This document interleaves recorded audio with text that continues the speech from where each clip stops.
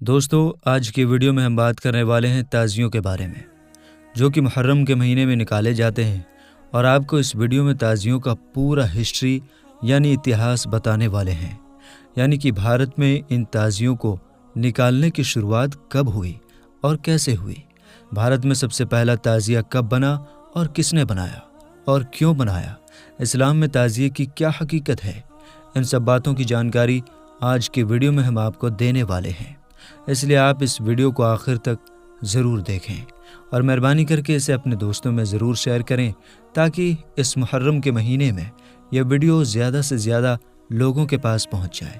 تو چلیے بنا کسی دیری کے ویڈیو شروع کرتے ہیں۔ دوستو سن 1370 کے آس پاس کی بات ہے۔ اس وقت بھارت میں ایک تیمور لنگ نام کے راجا کی حکومت ہوا کرتی تھی۔ ہم آپ کو یہ بھی بتا دیں کہ جس طرح کا بھارت آج آپ دیکھ رہے ہیں، یہ بھارت اس وقت ایسا نہیں تھا۔ اس وقت بھارت ایک بہت بڑا اور وشال دیش تھا، کیونکہ اس وقت بھارت کا بنٹوارا نہیں ہوا تھا۔ افغانستان، پاکستان، بنگلہ دیش یہ سب دیش شامل میں ہی تھے، اور یہی نہیں بلکہ جو دوسرے چھوٹے چھوٹے دویپ تھے وہ بھی سب بھارت میں ہی شامل تھے۔ اس طرح سے تیمور لنگ کی جو حکومت تھی وہ دنیا کے ایک بہت بڑے حصے پر ہوا کرتی تھی، اور آج ہم جو آپ کو بتانے والے ہیں یہ واقعہ اسی وقت کا ہے۔ تیمور لنگ ایک ترکی کا رہنے والا بادشاہ تھا۔ اس کو حضرت امام حسین سے بہت زیادہ محبت تھی۔ اسی وجہ سے تیمور لنگ ہر سال یعنی کہ جب بھی محرم کا مہینہ آتا تو وہ روزہ امام حسین کی زیارت کرنے کے لیے عراق جایا کرتا تھا، چاہے وہ دنیا کے کسی بھی کونے میں موجود کیوں نہ ہو، مگر محرم کے مہینے میں وہ عراق ضرور جاتا تھا۔ یعنی کہ اس وقت کوئی بھی ایسا سال نہیں گزرتا تھا جس سال وہ محرم کے مہینے میں روزہ امام حسین کی زیارت کرنے کے لیے عراق نہ گیا ہو۔ یعنی کہ تیمور لنگ ہر سال حضرت امام حسین کی محبت میں عراق جاتا اور روزہ امام حسین پر عقیدت پیش کرتا اور اصالہ ثواب کرتا، یعنی کہ فاتحہ خوانی وغیرہ کرتا، اور پھر واپس اپنی جگہ پر آ جاتا۔ تیمور لنگ کا ہر سال کا یہی دستور بنا ہوا تھا، مگر ایک سال ایسا ہوا کہ تیمور لنگ بیمار ہو گئے۔ ان کو ایک بہت بڑی بیماری نے گھیر لیا، یعنی کہ بادشاہ کو ایک ایسی بیماری لگ گئی کہ جس کی وجہ سے وہ چلنے پھرنے کے قابل نہیں رہا۔ بڑے بڑے حکیموں اور طبیبوں نے اس کا علاج کیا، مگر اس کی بیماری کا کوئی بھی علاج نہ ہو سکا۔ اس کے بعد میں جیسے جیسے محرم کا مہینہ قریب آنے لگا تو وہ حضرت امام حسین کی محبت میں بے چین ہونے لگا۔ اس کی روزہ امام حسین کی زیارت کرنے کی خواہش بڑھنے لگی، مگر اس بار وہ اس حالت میں نہیں تھا کہ وہ روزہ امام حسین کی زیارت کرنے کے لیے عراق جا سکے، کیونکہ اس بار وہ چلنے پھرنے کے قابل بھی نہیں تھا۔ اس وقت کے بڑے بڑے حکیموں اور طبیبوں نے بھی اس کو سفر کرنے کے لیے منع کیا تھا۔ اس بات کا بادشاہ تیمور لنگ کو بہت افسوس ہو رہا تھا، اور وہ اس غم میں بے چین ہوتا جا رہا تھا۔ تیمور لنگ کے راج دربار میں بہت سارے منتری اور سنتری ہوا کرتے تھے۔ ان میں سے ایک منتری تھا جو شیعہ تھا۔ تیمور لنگ کا وہ سب سے خاص منتریوں میں سے ایک منتری تھا۔ ایک دن بادشاہ نے اپنے شیعہ منتری کو اپنے پاس بلایا اور اس بارے میں اس سے بات چیت کی، یعنی کہ اس کو بتایا کہ اس سے پہلے وہ ہر سال جب بھی محرم کا مہینہ آتا تو روزہ امام حسین کی زیارت کرنے کے لیے عراق جاتا تھا اور ان کی زیارت کرتا تھا، مگر اس بار اس کو اس بیماری نے گھیر لیا ہے، جس وجہ سے وہ اس بار روزہ امام حسین کی زیارت کرنے کے لیے نہیں جا پائے گا۔ بادشاہ تیمور لنگ نے اپنے اس منتری سے کہا کہ وہ کوئی ایسا راستہ نکالے کہ وہ کسی بھی طرح سے روزہ امام حسین کی زیارت کر سکے۔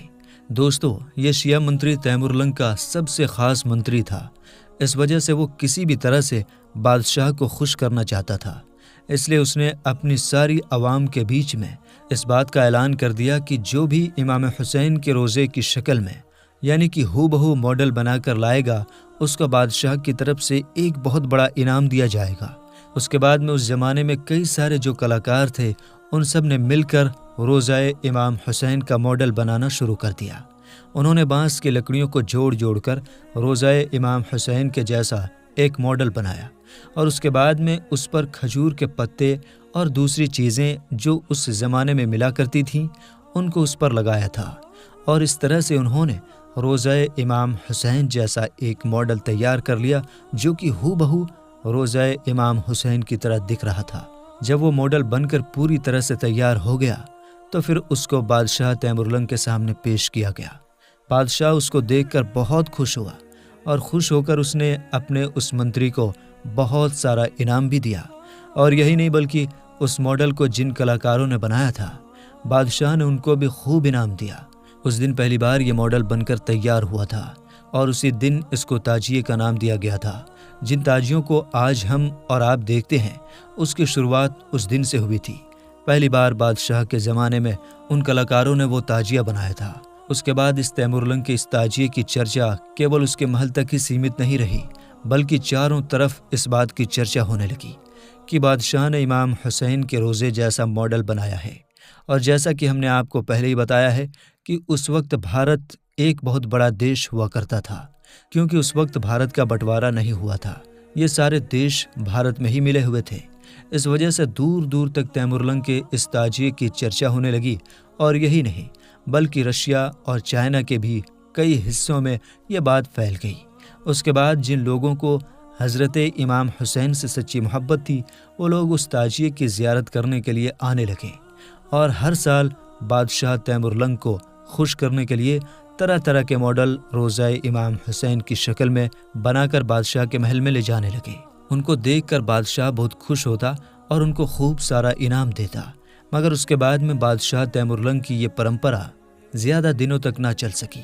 بادشاہ کی یہ پرمپرا صرف 1370 سے لے کر 1405 تک ہی چل سکی، یعنی کہ تیمورلنگ کی یہ پرمپرا صرف 35 سالوں تک ہی چل سکی۔ اس کے بعد میں ایک دن اچانک بادشاہ تیمورلنگ کی موت ہو گئی، لیکن تب تک تاجیہ بنانے کا یہ رواج پورے بھارت میں ہی نہیں بلکہ رشیا اور چائنا کے بھی کئی حصوں میں پھیل گیا۔ اس کے بعد دھیرے دھیرے بھارت کا بنٹوارا ہونے لگا۔ بھارت، پاکستان، بنگلہ دیش، افغانستان، یہ سب دیش الگ الگ ہو گئے، مگر یہ پرمپرا چلتی رہی۔ اسی وجہ سے ان دیشوں میں آج بھی کئی جگہوں پر تاجیہ بنا کر نکالا جاتا ہے۔ لیکن ہم آپ کو یہ بھی بتا دیں کہ یہ پرمپرا بھارت سے ہی شروع ہوئی تھی، اس لیے آج بھی یہ پرمپرا بھارت کے آس پاس کے دیشوں میں پھیلی ہوئی ہے، یعنی کہ انہی دیشوں میں تاجیہ بنا کر نکالا جاتا ہے۔ اس کے علاوہ عراق، سعودی عرب اور دوسرے کئی دیشوں میں کسی بھی طرح کا کوئی تاجیہ نہیں نکلتا۔ عراق جو کہ ایک شیعہ باہلیہ دیش ہے، وہاں پر بھی کوئی تاجیہ نہیں نکلتا، وہاں پر لوگ صرف ماتمی جلوس نکالتے ہیں۔ دوستو، جیسا کہ آپ لوگ جانتے ہیں کہ شیعہ اور سنی دو بڑے سمودائے ہیں جن میں ایک تاجیوں کو لے کر بہت بڑا مت بھید ہے۔ سنی ان تاجیوں کو ناجائز اور حرام مانتے ہیں، حالانکہ کچھ سنی لوگ بھی تاجیوں کو بنا کر نکالتے ہیں، وہیں پر شیعہ لوگ اس کو جائز قرار دیتے ہیں۔ ان کا کہنا ہے کہ وہ ہر سال روزہ امام حسین کی زیارت کرنے کے لیے عراق تو نہیں جا سکتے ہیں، اس لیے وہ امام حسین کی محبت میں ان کے روزے کی شکل میں تاجیہ بنا کر نکالتے ہیں، جبکہ سنی سمودائے کے لوگوں کا یہ کہنا ہے کہ تاجیوں کی دلیل قرآن اور حدیث میں نہیں ملتی، اس لیے ان کو نہیں نکالنا چاہیے۔ تاجیہ بنانا اور ان کو نکالنا اسلام میں ناجائز ہے۔ اور ساتھ ہی ساتھ کچھ سنی لوگوں کا یہ بھی کہنا ہے کہ اگر آپ کو تاجیہ بنا کر نکالنا ہی ہے تو آپ ادب کے ساتھ ان کو نکالیں، ان کو حضرت امام حسین کے روزے کی شکل میں ہی بنائیں۔ مگر آج کل کچھ لوگ تاجیوں میں جو خرافاتیں کر رہے ہیں وہ بہت غلط ہے۔ وہ تاجیے کو نکالتے ہی نکالتے ہیں، ساتھ میں کچھ ایسی عجیب چیزیں بھی نکالتے ہیں جو کہ بہت بڑے گناہ کا کام ہے۔ کچھ لوگ ہیں وہ کیا کرتے ہیں کہ ایک مٹکے کے اوپر کالے رنگ کی چادر ڈال دیتے ہیں اور اس کو حضرت امام حسین کے کٹے ہوئے سر مبارک کی شکل دے کر اس کو چاروں طرف گھماتے ہیں، معاذ اللہ، جو کہ بہت غلط ہے۔ اس کے علاوہ کچھ لوگ تاجیوں کے ساتھ گاڑیوں کے اوپر لاؤڈ سپیکر لگا کر ناچ گانوں کے ساتھ تاجیوں کو نکالتے ہیں، اور یہی نہیں، کچھ لوگ تو عجیب طرح کے سٹنٹ بازی بھی کرتے ہیں۔ کئی لوگ قبر بنا دیتے ہیں، تو سنی سمودائے کے حساب سے یہ بالکل بھی جائز نہیں ہے، اور قرآن و حدیث میں بھی اس کی کوئی دلیل نہیں ملتی۔ تو دوستو، آج کی ویڈیو میں بس اتنا ہی۔ ہم امید کرتے ہیں کہ آج کی ہماری ویڈیو آپ کو پوری طرح سمجھ میں آ گئی ہوگی۔ ملیں گے انشاءاللہ تعالیٰ پھر ایک نئی اور اچھی ویڈیو کے ساتھ، تب تک کے لیے آپ اپنا اور اپنوں کا بہت زیادہ خیال رکھیے۔ السلام علیکم، اللہ حافظ۔